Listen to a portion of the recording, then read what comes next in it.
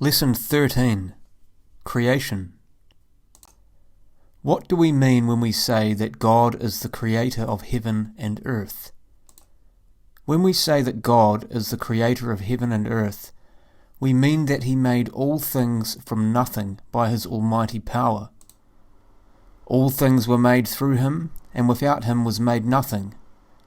For in him were created all things, in the heavens and on the earth, things visible and things invisible. In the beginning God alone lived. Then out of nothing, by his almighty power, he created heaven and earth, and all things in heaven and on earth. Only God can create, that is, he alone can make something out of nothing. Time began with this creation. Before it, there was only eternity. Before the mountains were made, or the earth and the world was formed, from eternity thou art God. God created heaven and earth and everything in heaven and earth. By this is meant everything which is not God. Heaven refers to the angels and their abode, and earth to all the material universe, including the earth, stars, planets, and all things and beings in them. God created everything by an act of his will. He spoke and they were made. He commanded and they were created. What does the Bible tell us about the creation of the world? The story of the creation of the world is contained in the first chapter and the first 3 verses of the second chapter of the book of Genesis.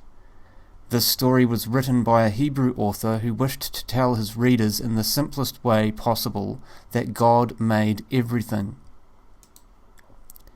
Since he was teaching an important truth in story form, he had to give it movement and a certain logical order. Therefore, he chose the framework of a 7-day week with 6 days of work and 1 of rest. This was the way in which the Israelites led their lives, and they could best understand the work of creation when told in this form. Also, it shows that God's work is an orderly work. Creation was not the result of chaotic confusion. Since this 7-fold division of God's activity is an artificial division, it follows that the assignment of the various works to the various days must also be artificial. What the author wanted to emphasize was that everything came ultimately from God. Some of the important truths that are contained in this story of creation are the following. We can notice, as part of this logical or artificial division, that the first 3 days are devoted to the various parts of the universe, and the last 3 days to the beings that inhabit those parts. The one God and absolute Lord has created all things and is utterly distinct from them. In the beginning, God created the heavens and the earth. God's will is all-powerful. He has only to speak, and the elements of the universe appear and are organized. God said, "Let there be light," and there was light.